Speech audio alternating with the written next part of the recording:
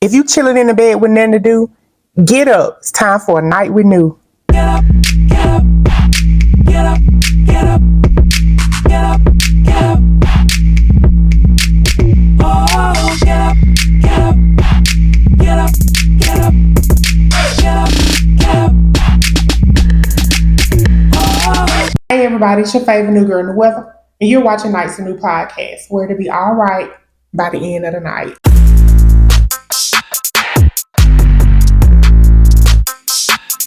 If you say anything about my hair, you anti-black. I know it's given to somebody. I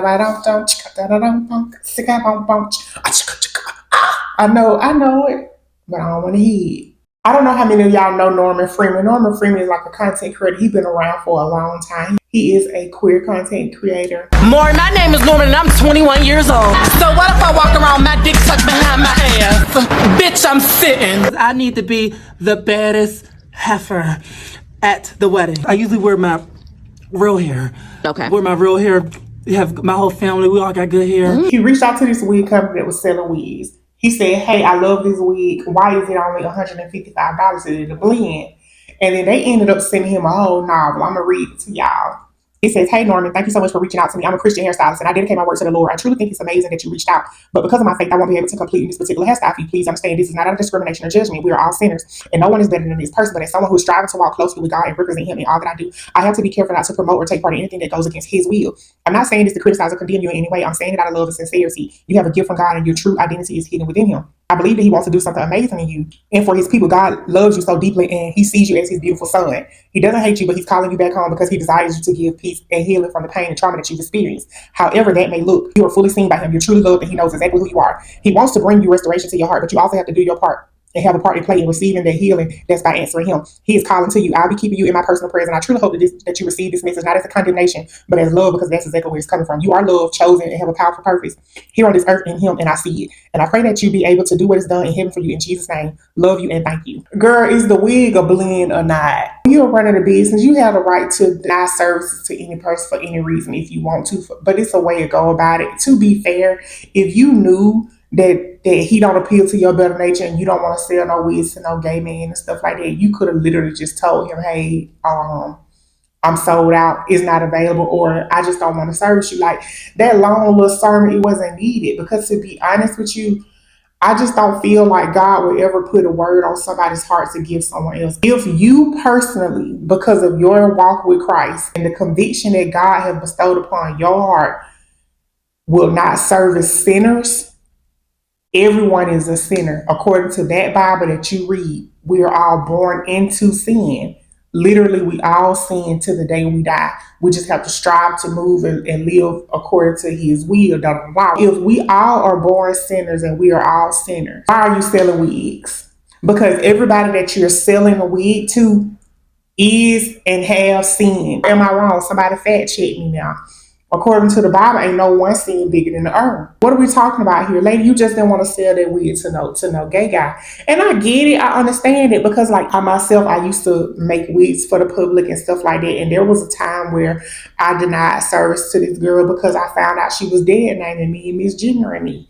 And so because of that, I was like, oh girl, you know, you don't even really respect who I am as a person. So if you don't respect who I am as a person, you don't get to reap the benefits of my gift, my work, my creations, my talent, my any of that. And I told her that, I'm like, hey, shawty, you know, I ain't gonna be able to make the wig for you. You know what I'm saying? Like, instead of her responding back to me about it, she chose to block me and then made a whole long post about how she a real woman that ever reappeared, and she was just trying to support a black-owned business, a black man that did, and whatever. She didn't want to sell your wig to a gay guy. You should have just said that, shawty. Or you could have just left him on red. Don't cloak your discrimination under the guise of love. I don't care how she worded it. That type of stuff will never be genuine to me. Trigger warning, trigger warning, trigger warning. We're going to start talking about DV and abuse and stuff like that, okay? I realized no matter how comfortable I was with him, or you know, how much I thought he loved me, he just kept on getting more and more abusive. I do feel like that there sometimes are certain signs that can lead up to somebody putting their hands and feet on you. And if you start to see these signs, Pattern recognition is a true thing. I think you need to get out of that situation as quick as you can. A lot of the time, those people be narcissistic. In the beginning, they present themselves as all you need and more. They be the best person ever. They love bomb you. They're always so sweet. They wait on you hand and foot. But then they also put you in a position to where you have to solely depend on them. If it gets to a point where they're setting it up to where it's only you and them against the world, they done excommunicated you or removed you from your family, your friend circle, and stuff like that, they probably are abusive. If they want to move you out of state, move you out of your city, move you away from everybody that you know and love, they might be abusive. Start off by tampering with your head first. Abuse starts off verbal. It starts off mentally and emotionally. They start pulling at your heartstrings and they start knocking, playing with your insecurities, start getting into your mind, they do those types of things first. Sometimes abusive people play with your finances. They don't want you to work. They want to be, like I said, the sole provider. They want to make sure that they are all you need them to be and more. So that if it ever came a time where you wanted to leave, you can't. It's kind of, you feel like you're lost and you have nowhere else to go, nowhere to turn to because you don't have your own resources. Then they start putting their hands and feet on you and now you feel like you're stuck. Then the first couple of times they do it, of course, every time they're going to come back, they're going to tell you that they love you. They're going to tell you that they're sorry. They're going to kiss and hug on you. They're going to buy you nice things. Everything be cool for a minute until it ain't again. And the thing about it is, it's going to always progress. Verbal abuse, emotional abuse, financial abuse always turns to physical.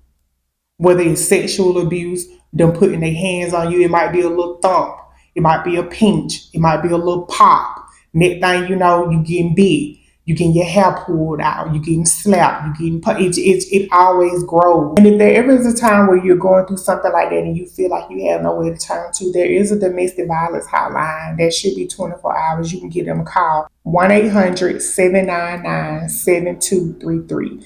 Give them a call and get you some help. There are resources out there to help you. 29-year-old Montrese Hughes put his hands and feet on her. Look at the baby face. Look at her. She is blunging up. He told her, Tender, listen to what she got to say. It's not worth going back, no matter how much you think the person loves you or how comfortable you are there.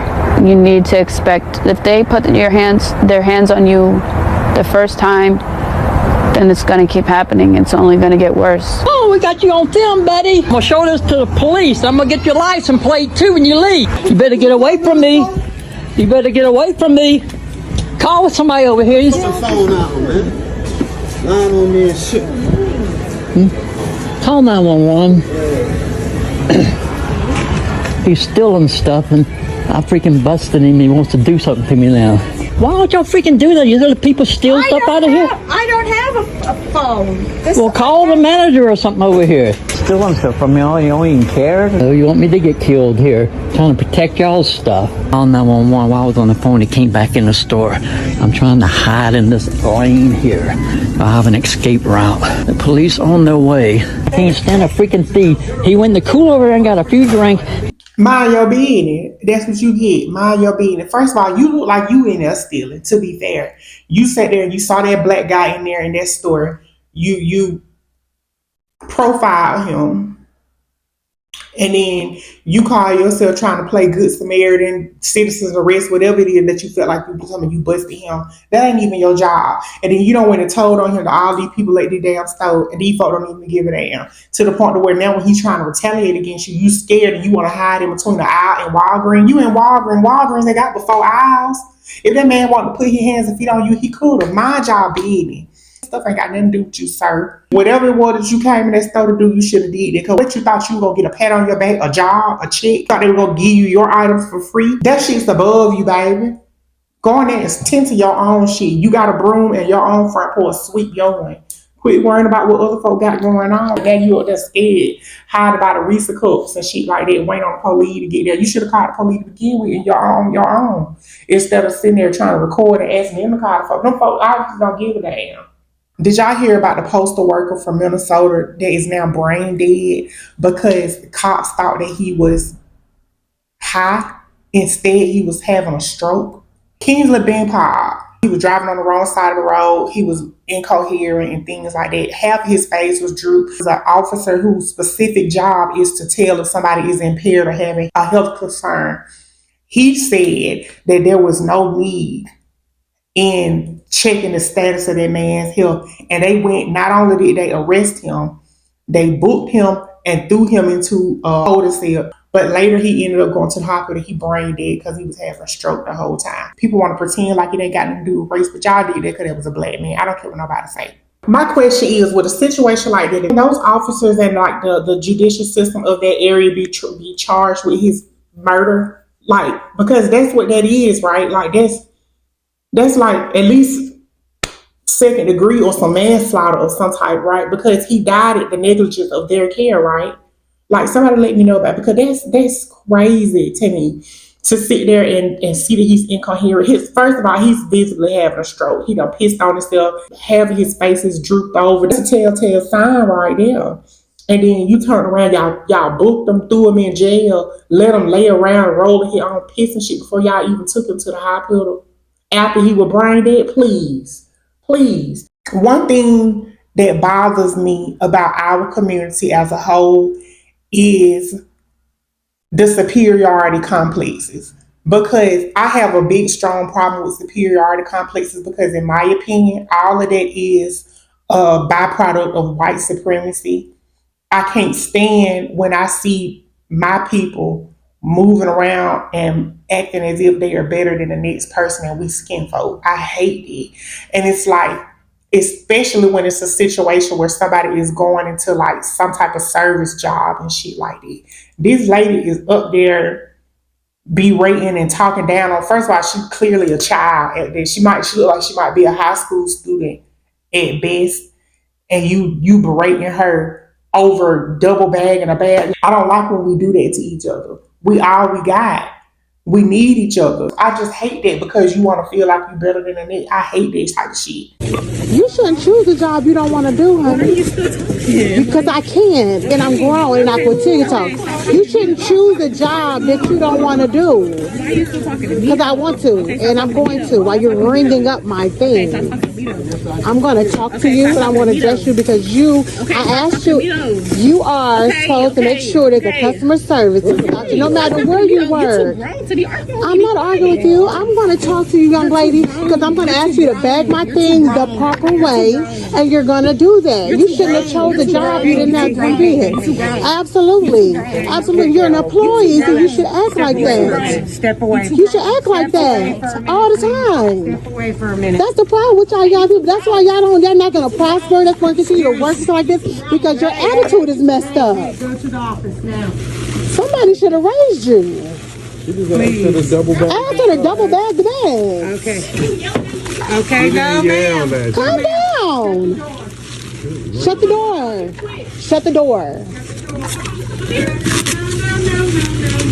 That's why y'all can't get no good help. Telling her she's not going to prosper is insane. And also questioning how she's been raised is also furthermore insane as well. Like, I do know that some of our youth is outrageous. Like, some of us is a fool too. You get what I'm saying? And I do not like how people think that they are demanded to have to be respected just because they are older. And then, like I said, also, I do not like the way somebody thinks that they're the old respect because they are walking into a service type of situation. I feel like you gonna get what you give. If you walk into a place with a negative disposition and then that's what's bounced back off on you, that's what you get. That's what you deserve. I feel like if you want to be respected, you should be respectful. That's one of the biggest issues that I have with us. We do it a lot in every little small ass situation. Girl, you are in Dollar Tree. This is literally the Dollar Tree store. You in there acting bougie about some dollar shit. Lady acting like you better than somebody because she working there. And then I also do not like when people say that, oh, if you didn't want to work, you shouldn't be here. You shouldn't have got this job. I hate when people say that. That's such a lame man talking point. Nobody wants to work. None of us want to do the jobs that we do for the most part. We have to. And thing about it is, if you felt like you was in a better position than her because she's working at Dr. Lady, you're shopping there. Why are you talking to her like that? I just don't like it. And it's like, and she's being passive aggressive. She talking her out from under her clothes. What are y'all thoughts? I think it's very lame-hearted. Maybe I feel that way because I used to be a service worker. Maybe I feel that way because I was a waitress and stuff for a long time. So I might be biased, but I don't feel like because people used to do me that same way. They felt like because I was a server, because I was a waitress, that they could treat me like a worn out tennis shoe. Wrong. I don't know if y'all done heard or not, but in North Little Rock, Arkansas, we got an all black female firehouse. First of its kind, our station firefighters and stuff like that. So let's do some hand claps for that. I love to see it. I love black women are remarkable. We are remarkable people. Keep doing what you want to do. Just know that the world that we live in is limitless. This is our world. It belongs to us. You can have whatever it is that your heart and soul desires. You just got to go out there and get it. Nobody is going to bestow nothing upon you. Nobody's going to drop anything in your hand. Anything that you want, anything that you desire, anything that you require, you have to get it. Go out there and get it. I love this. Now it's time to be honest.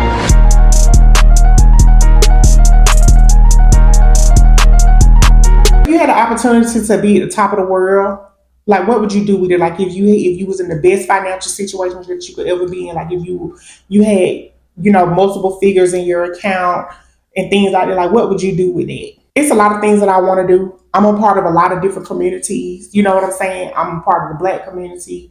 So there's things that I would like to do that I'm probably not going to go into like big details on that could help progress us as a whole. Also a black woman. So there's a lot of things that I want to do to help that. And I'm also, a black trans woman as well. I know when I was younger on the surface of things, because I'm from a small city, a very, very small town. I don't want to say that we were impoverished, but we could have done a whole lot better with the community that we were born into and stuff like that.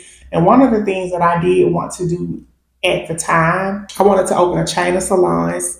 I also wanted to open a chain of black-owned beauty supply stores all around the states. And I also wanted to make a hair manufacturing plant here in the states as well. And I wanted to put those places like in my hometown so that we could have more jobs, stuff, because I'm from like what you call a mill village. And so everybody, for the most part, like when I was coming up and when my parents were coming up, everybody worked in the mills, the plants and stuff like that. And then they abruptly, after first of all poisoning everybody with asbestos and giving folks all kind of cancers and mesothelioma and stuff like that, after they did that, they abruptly shut all of the jobs down in our area and open up the same plants overseas so they could pay, cheaper labor and stuff.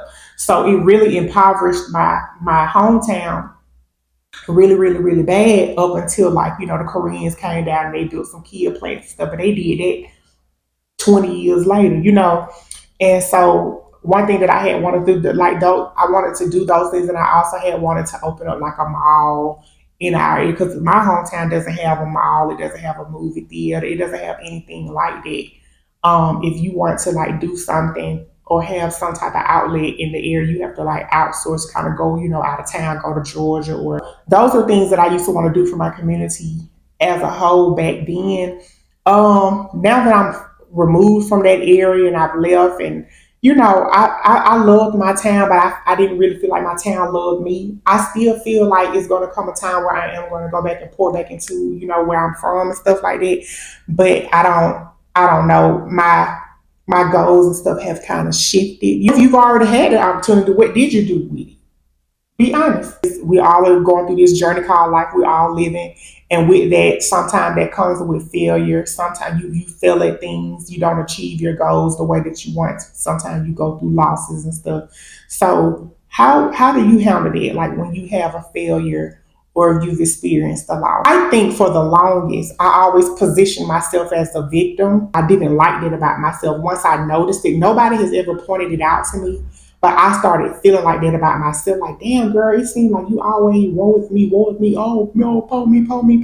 It started pissing me off that I would always victimizing myself. And to be honest, if I was to like say the things that I used to victimize myself about, I think I actually was the victim. Your perspective and how you choose to look at things can change your reality as well, And so like if you're gonna always look at yourself like you're insignificant, or like you're not good enough, or like you're not this, or like you're not that, or like you are. So that is what you would be, because you're speaking that and you're vibrating on that type of frequency. So you have to move in a different type of way.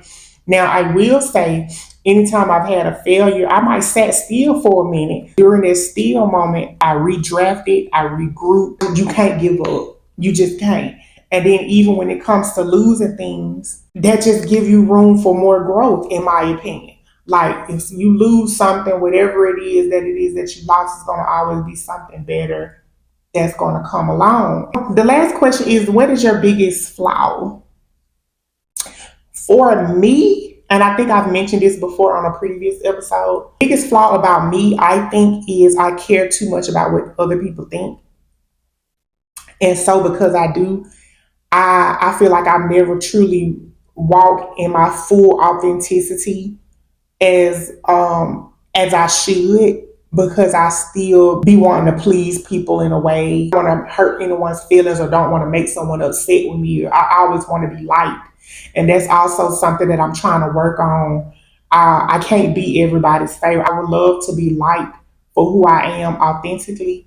And although I try to move as authentic as I can, there is no one in the world that everybody should like. And so I be feeling, I know that it's going to come a time where I'm going to receive backlash and people are going to hate some of the things I say or some of the things that I do. And I'm hoping that I'm prepared now enough to be able to handle that, because there was a time in my life where I couldn't handle it, and I didn't handle it. And it would, even when I first started on the internet and stuff like that, like I had very thin skin, very, very thin skin. But I've grown to that. But that's one of my biggest flaws. What about you? How y'all know what time it is? It's time for what had happened.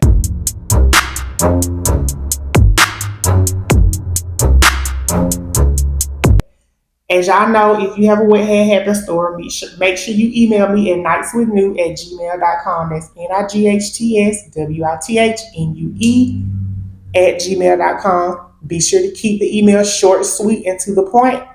2 paragraphs is enough, so that it can be featured on the next episode of Nights with New. My wife hit me today and I don't know how to respond. My wife has never laid hands on me or treated me unkindly before. We have a wonderful relationship. She is a stay-at-home mom and a great mother.